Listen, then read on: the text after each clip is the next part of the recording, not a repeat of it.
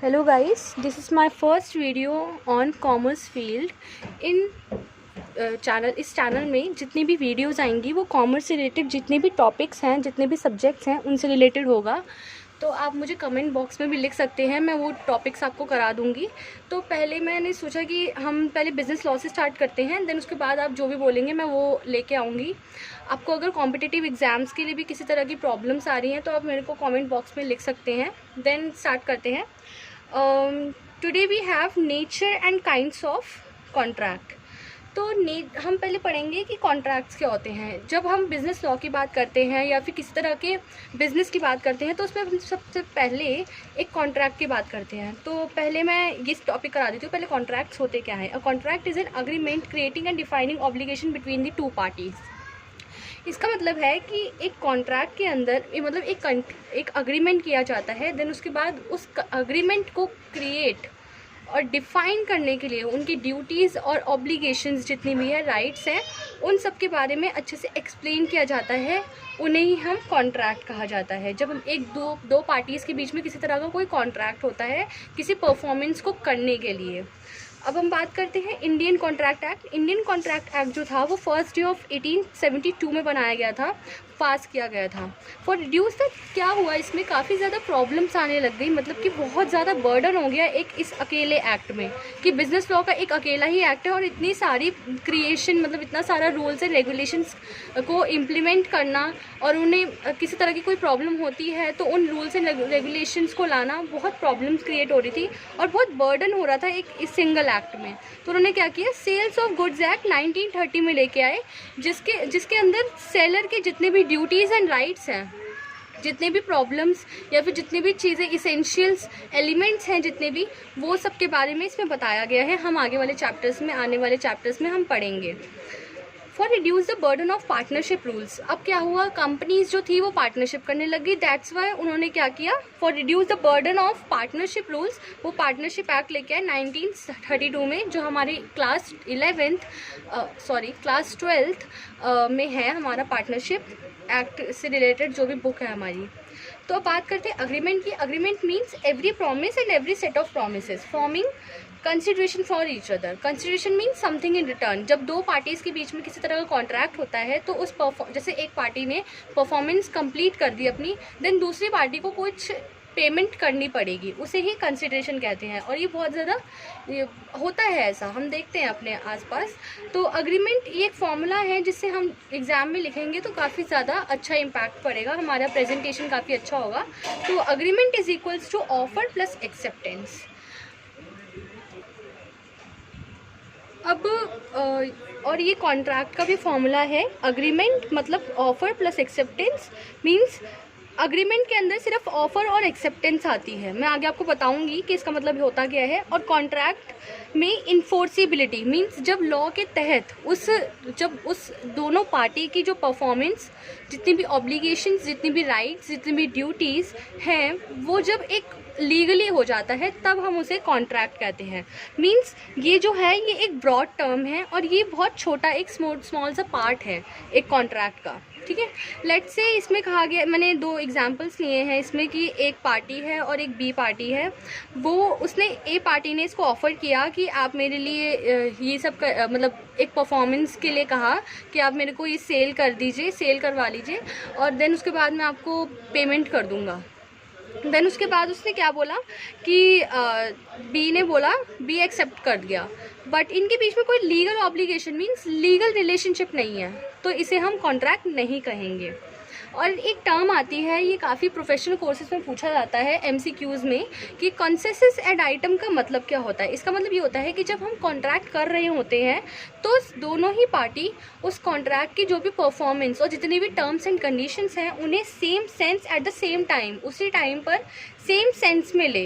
ये नहीं कि कोई दूसरी पार्टी कुछ और समझ रही है, किसी और तरीके की परफॉर्मेंस करनी है और दूसरी पार्टी ये, तो इससे क्या होगा, काफ़ी ज़्यादा कॉन्फ्लिक्ट्स होने के चांसेस हैं। तो इसलिए same sense at the same time. अब 6th पॉइंट है essential elements of a valid contract means जो वैलिड है, मीन्स जो वैल्यूएबल है हमारे बिजनेस लॉ के तहत। तो उसमें किस तरह के एलिमेंट्स होने बहुत ज़रूरी। अगर ये 10 एलिमेंट्स होंगे ना उनके बीच में, तो एक वैलिड कॉन्ट्रैक्ट हम it is called a valid contract. तो पहला है ऑफर एंड एक्सेप्टेंस। बहुत वो मतलब बहुत जर्नल बात है कि हाँ भाई ऑफर होगा, देन उसके बाद एक्सेप्टेंस होगी, देन उसके बाद ही तो हम एक अग्रीमेंट, एक कॉन्ट्रैक्ट कर सकते हैं। देन सेकेंड पॉइंट है intention to create legal relation. Means उन दोनों के अंदर एक इंटेंशन होनी चाहिए। मैंने इन सारे पॉइंट्स को ना एक्सप्लेन नहीं किया, दैट्स वाई, क्योंकि इसमें बहुत ज़्यादा वो हौच पौच हो जाती। मैं आपको ऐसे समझा देती हूँ, देन उसके बाद हम नेक्स्ट जो चैप्टर्स करेंगे, जितने भी हमारे टॉपिक्स होंगे ना, वो एक एक एलिमेंट के ऊपर होंगे और वो एक एक एलिमेंट मैं आपको ब्रीफली एक्सप्लेन करूँगी। देन उसके बाद lawful consideration. Lawful consideration means कि समथिंग इन रिटर्न, जो एक लॉफुल कंसिडरेशन होना चाहिए। लॉफुल मीन्स इन्होंने कंसिडरेशन लिखा है, देन उसके बाद लॉफुल की लिखा है। लॉफुल का मतलब कि जो भी लीगली होना चाहिए, मीन्स कुछ भी ऐसा कंसिडरेशन नहीं होना चाहिए जो इम्पॉसिबल हो या अनसर्टेन हो। आगे हम पढ़ेंगे इसके बारे में भी। देन उसके बाद हमारा आता है कैपेसिटी ऑफ पार्टीज़। मीन्स वो एक्टिव होना चाहिए मेंटली और उसमें कोई प्रॉब्लम नहीं होनी चाहिए। ऐसा नहीं कि मतलब वो ठीक नहीं है पार्टी, साउंड माइंड होना चाहिए उनका, ठीक है। देन फिफ्थ है free consent. Free consent means सहमति होनी चाहिए। हम किसी को ज़ोर ज़बरदस्ती से नहीं कह सकते, प्रेशराइज नहीं कर सकते कि आप हमारे साथ कॉन्टैक्ट करिए। देन उसके बाद lawful object. Lawful object means कुछ तरह के ऐसे ऑब्जेक्ट हैं जो हम आगे पढ़ेंगे, वो उनके बारे में होगा उसमें। Then seventh writing and registration. Of course ये बात सही है कि राइटिंग एंड रजिस्ट्रेशन होना बहुत ज़रूरी है, नहीं तो आगे जाकर के अगर कुछ प्रॉब्लम्स क्रिएट होती हैं, उनके बीच में कॉन्फ्लिक्ट्स होते हैं, तो वो किसके पास जाएंगे। एक मतलब एक केस करने के लिए भी तो कुछ राइटिंग एंड रजिस्ट्रेशन होनी चाहिए। देन उसके बाद सर्टेनिटी। सर्टेनिटी मीन्स जो भी परफॉर्मेंस करने वाले हैं वो सर्टेन होनी चाहिए, फिक्स्ड होनी चाहिए, ऐसा नहीं कि अनसर्टेन हो। Ninth possibility of performance. Certainty और पॉसिबिलिटी में यही डिफरेंस है, ये फिक्स्ड होना चाहिए और ये पॉसिबल होना चाहिए। नॉट पॉसिबल नहीं होना चाहिए कि हाँ भाई ये काम हो ही नहीं सकता। इसके बारे में हम आगे पढ़ेंगे। देन टेंथ, कुछ ऐसी सम एक्सेप्शनल केसेस हैं जो लॉ के तहत दिए गए हैं। इन सम एक्सेप्शनल केसेस को मैं आगे एक्सप्लेन करूँगी। कुछ केसेस हैं ऐसे जिसमें हम इसको एक वैलिड कॉन्ट्रैक्ट नहीं कह सकते, तो वो जितने भी एक्सेप्शनल केसेस हैं ना, वो वैलिड कॉन्ट्रैक्ट के अंदर नहीं आने चाहिए। अगर वो आ रहे हैं तो इसका मतलब वो वैलिड नहीं है। अब बात आती है कि काइंड्स ऑफ कॉन्ट्रैक्ट की। हमने इसेंशियल्स पढ़ लिया, कॉन्ट्रैक्ट अग्रीमेंट क्या होता है वो पढ़ लिया। देन उसके बाद काइंड्स ऑफ कॉन्ट्रैक्ट मतलब ये 3 बेसिस पे होते हैं। On the basis of enforceability means law के तहत हम एक कॉन्ट्रैक्ट को कैसे कह सकते हैं कि वो एक वैलिड है या फिर अनवैलिड है। तो इसका वैलिड कॉन्ट्रैक्ट होगा मतलब कि इन्फोर्सेबल बाय लॉ होगा, लॉ के आंखों के सामने वो एक लीगल कॉन्ट्रैक्ट बना होगा।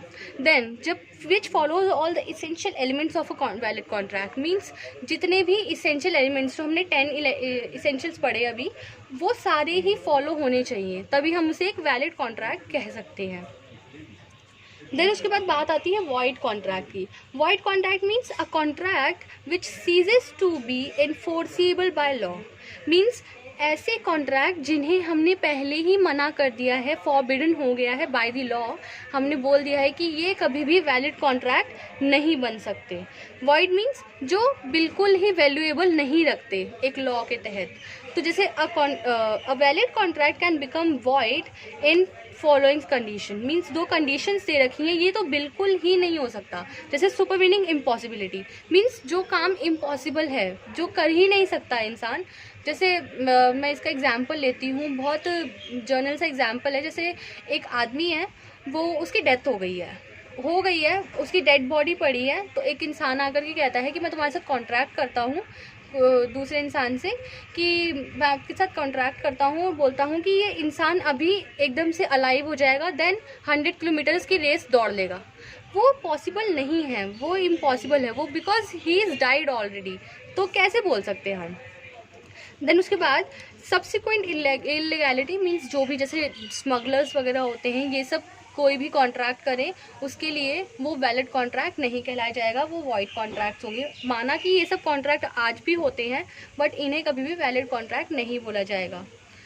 अब बात आती है on the basis of mode of creation. Mode of creation means कि जब कॉन्ट्रैक्ट बनता है, क्रिएट होता है, तो किस तरह के मोड्स हो सकते हैं, किस तरह की चीज़ें हो सकती है। जैसे 2 ही चीज़ होती है, एक्सप्रेस कॉन्ट्रैक्ट या इम्प्लाइड कॉन्ट्रैक्ट। एक्सप्रेस कॉन्ट्रैक्ट कौन से होते हैं, जो हम बोल करके या फिर इन रिटर्न हम वो कॉन्ट्रैक्ट कर देते हैं। इम्प्लाइड इम्प्लाइड मीन्स ऐसी सिचुएशन क्रिएट हो जाती है जिसमें हमें वो कॉन्ट्रैक्ट करना बहुत ज़रूरी हो जाता है। जैसे लेट्स से एक एग्जांपल में बहुत अच्छा, going into DTC bus and coolie. जैसे कुली मीन्स कि जैसे आप ट्रेन से उतरे, आपके पास बहुत सारा लगेज है, देन उसके बाद कुली आता है, आपका सामान उठाता है और आपकी जितना भी जो भी आपका डेस्टिनेशन है वहाँ आपको पहुँचा देता है। तो इसका मतलब यही है कि आपने कोई कॉन्ट्रैक्ट नहीं किया उसके साथ, आपने बोला नहीं उसको, वो आपका सामान उठा रहा है, आपको ले जा रहा है, देन आप उसको पेमेंट करेंगे, देन उसके बाद बात ख़त्म हो जाएगी। तो इसका मतलब कि एक ऐसी सिचुएशन क्रिएट हो गई कि आपने कॉन्ट्रैक्ट बोला नहीं, हो रहा है, लेकिन हो चुका है, कॉन्ट्रैक्ट अपने आप से ही हो चुका है पहले से ही। अब बात आती है on the basis of execution. Execution means हम बताते हैं कि कौन सी पार्टी ने अपनी परफॉर्मेंस पूरी कर ली है। तो executed contract means when the both parties into contract completely perform their share and obligation. Means दोनों ही पार्टी ने अपनी ऑब्लिगेशंस करनी है, अपनी परफॉर्मेंस करनी है। अब बात क्या हुई, इसमें कंडीशन आ गई कि एक पार्टी ने अपना जो उनका काम था, उसकी परफॉर्मेंस थी, वो नहीं करी। लेट्स से कि ए और बी है, जैसे ए और बी है, ठीक है। इसने बोला कि मैं तुम्हें सेल कर रहा हूँ गुड्स। अब बात आई कि बी ने बोला कि मैं तुम्हें पेमेंट कर दूंगा आफ्टर 1 मंथ, 1 महीने के बाद करूँगा लेकिन पेमेंट। तो क्या हुआ, एक पार्टी ने अपनी परफॉर्मेंस कर दी है, दूसरी पार्टी की परफॉर्मेंस आउटस्टैंडिंग है। तो इसे unilateral, it is called also called unilateral contract भी कहा जाता है इसे। एग्जीक्यूटरी कॉन्ट्रैक्ट कौन से होते हैं, which both obligations are outstanding, और बायलैटरल कॉन्ट्रैक्ट भी कहा जाता है। बायलैटरल मीन्स दोनों पार्टीज़ की परफॉर्मेंस अभी आउटस्टैंडिंग है। तो आई होप सो कि आप लोगों के लिए ये वीडियो काफ़ी इफ़ेक्टिव रही होगी, यूज़फुल होगी आपके लिए।